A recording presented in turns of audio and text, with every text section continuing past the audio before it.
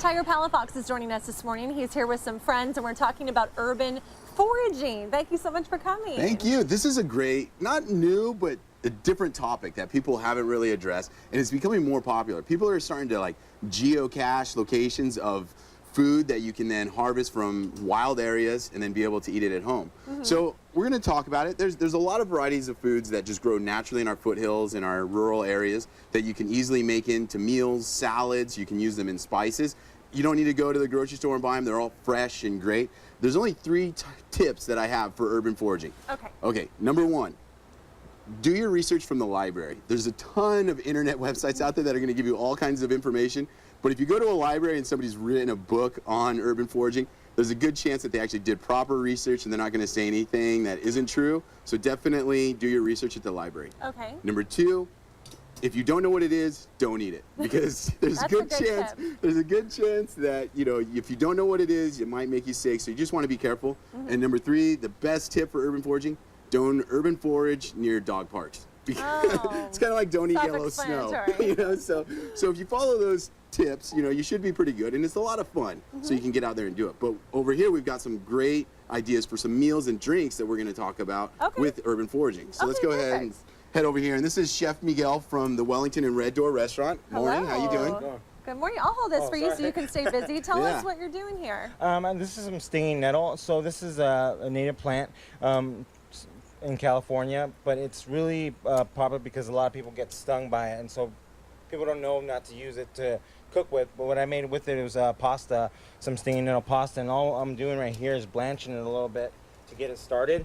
And this is going to break down the fibers and then everything else to make sure that the stings are not there no more. And after you blanch it for a couple seconds, you drop it in the cold water. It shocks it. It's called shocking process. And it just, all it does is, you know, it cools it down and it keeps that vibrant green color inside, and keeps it from turning brown.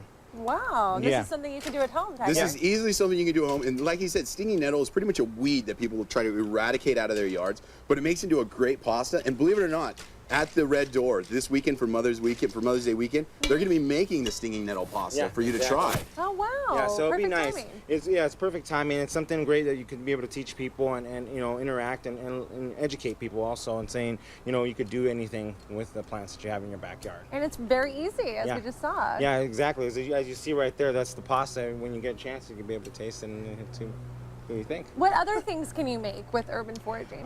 You can make salads, some greens, mustard greens. You got tons that are right there. You can see that you can mix into mixed greens, and it gives it different flavors. Like mustard greens, for example, will give it a little bite and you know, give it some color also. Okay, very cool. Seems simple enough. Yeah, and one thing I didn't mention necessarily about urban foraging is you have a lot of neighbors that might have an orange tree or a lime tree, and usually there's a lot of excess. So urban foraging just isn't finding that crazy stuff in the back hills, but also look around your neighborhood. If somebody has that orange tree that there's just a lot of oranges, be a friend, go over there, ask them, hey, do you mind if I pull a few oranges? Do I mind if I pull a few figs? Because I'm sure they'll be more than willing to share with everybody. You'll probably ask first. You don't want to walk outside and be picking their things. Well, let's go over here to Frankie from Snake Oil. Okay. Hey, Frankie. Good morning. What are you making over here? I am making a mint julep, or our variation of a mint julep. I call it a howlin' julep because we're actually using a native mint. It's called coyote mint. You can pick this out in the chaparral around town or in the little canyons and stuff. So the most important part of making this is that you actually make a mint syrup first, so you really fully extract the full quality of this beautiful mint. Now let me ask you, does it smell like mint, so you're sure that it is Go ahead mint? and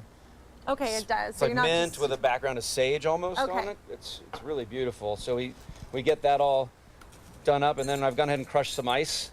It is mint julep season, by the way, so it's the perfect time of year for this.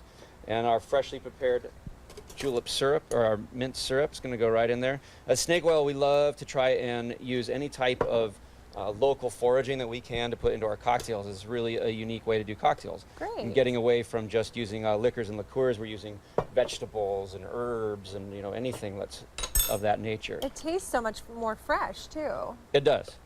And it's, you know, it gives that local vibe. You're really trying to harness into the local community. We give that a little stir. Usually people put julep in a julep tin, but I like to be able to see what's in my glass. Excellent. Hey Frankie, where could you find like Snake Oil drinks?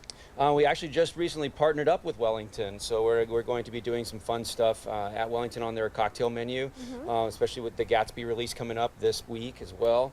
And you can find us at Sinopolis. You can find us at a lot of crazy events. I can't even think of all the places. We're all over the place. Excellent. Thank you so much. All right, guys, thank you all so much for coming. What's your last piece of advice for people who maybe want to try this? Well, definitely get out there and be excited about it, because once you're excited about it, you're going to find out that there's so much out there. And once you just do that first little bit of research, it's going to carry on. And then, like I say, definitely the last thing that I'm going to leave is do your research at the library. Don't go on the internet for the research for urban foraging. And stay away from those dog parks. Yeah, Thank definitely. you guys so much.